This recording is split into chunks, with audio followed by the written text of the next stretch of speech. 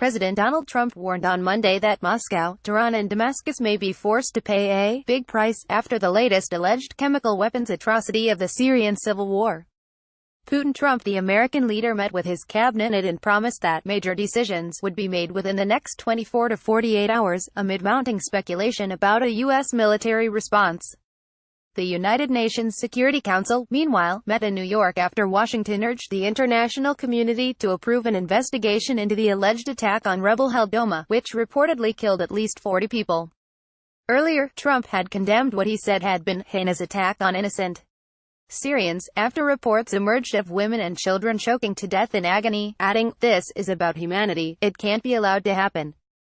Asked whether Russia's President Vladimir Putin bore some of the responsibility for the latest attack to be blamed on his ally Bashar al-Assad's regime, Trump said, "He may, and if he does it's going to be very tough.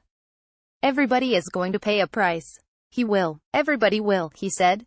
White House spokeswoman Sarah Sanders later made the warning even more explicit, saying, "The president has noted that Russia and Iran also bear responsibility for these acts since they would not be possible without their material support." Chemical watchdog. On April 7, 2017, almost exactly a year ago, Trump ordered the U.S. Navy to target a Syrian airbase with cruise missiles in the wake of a similar attack that the UN chemical weapons watchdog OPCW later pinned on Assad's regime.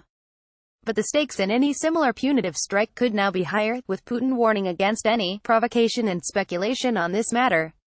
Russian Foreign Minister Sergei Lavrov had earlier claimed that Russian specialists found no trace of a chemical attack in Douma, the largest town in the eastern Ghouta region outside Damascus.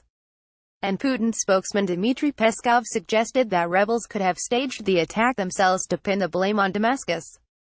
But Washington's main European allies stood by reports blaming Assad. France's President Emmanuel Macron has promised a strong joint response, and Britain has joined a growing chorus demanding action. British Foreign Secretary Boris Johnson spoke by telephone with acting U.S. Secretary of State John Sullivan and, according to London, they agreed that this attack bore hallmarks of previous chemical weapons attacks by the Assad regime. With Washington and Paris expected to respond, an apparent Israeli strike on a Syrian regime airbase early Monday initially raised speculation that U.S. punitive raids had begun. Tehran later confirmed that 4 of its personnel were killed in the strike, underlining the international nature of the conflict and the risk of escalation if and when the West takes action. Investigation launched. Rescuers and medics in Douma say more than 40 people died after an alleged poison gas attack late Saturday in the last rebel-held pocket of the one-time opposition stronghold of eastern Ghouta.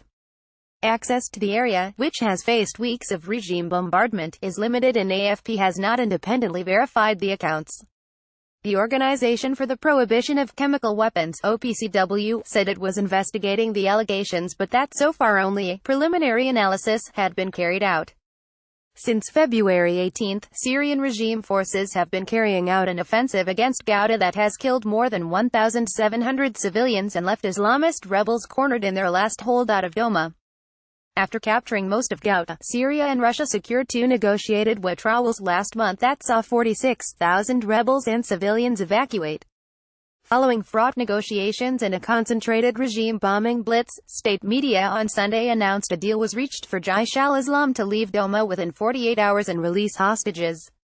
Several buses of detainees arrived in Damascus overnight after having been freed by Jaish al-Islam, and rebels were being evacuated in a parallel operation on Monday, Sana said.